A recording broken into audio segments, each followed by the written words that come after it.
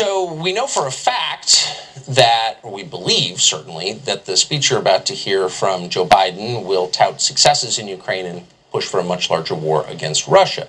Now, Doug McGregor is a former senior advisor to the Secretary of Defense, retired Army colonel, commanded the last tank battle the U.S. military was involved in. And he has, for a year now, said Ukraine's not likely to win this. And for saying that, he was attacked as a stooge of Putin and other slanders. He joins us tonight to assess the actual state of play. Doug McGregor, thank you so much for coming on. And by the way, you should acknowledge that you've been vindicated by reality after a year of being denounced as some sort of traitor to your country. Your description of what was happening is now what the State Department and the Pentagon tell us. But anyway, what do you imagine Biden will say and what are the ramifications of it?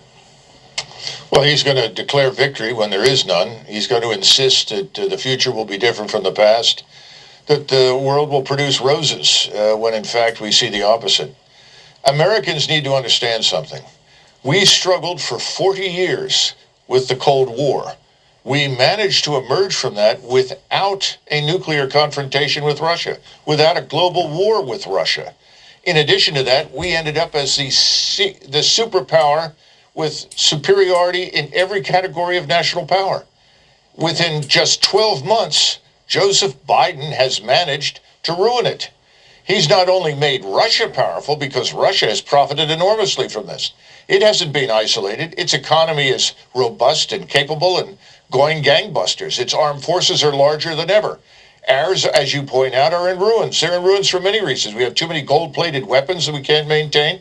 We can't recruit quality people. And instead of deciding that we must have quality, we're doing something you're familiar with.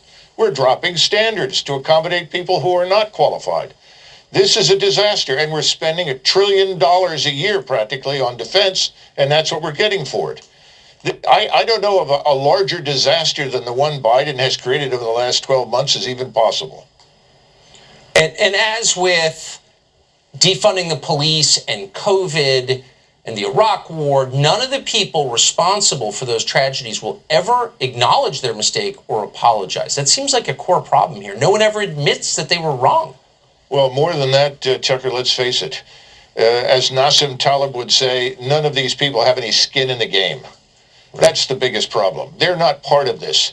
Doesn't make any difference to them that Ukraine's population has been reduced to about 22 million from 37.4. That Ukraine is a dead nation. That its armed forces are in ruins and no numbers of tanks or new weapons are going to change the outcome. Yeah.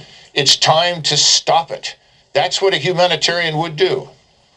Yeah, it was like when all the Christians in Iraq got killed or left and nobody ever said anything about it because, like, we didn't do that. Oh, yeah, you did. Yeah, you did do that. Doug McGregor, I appreciate your coming on, your perspective, and acknowledging that you've been vindicated for real. So thank you.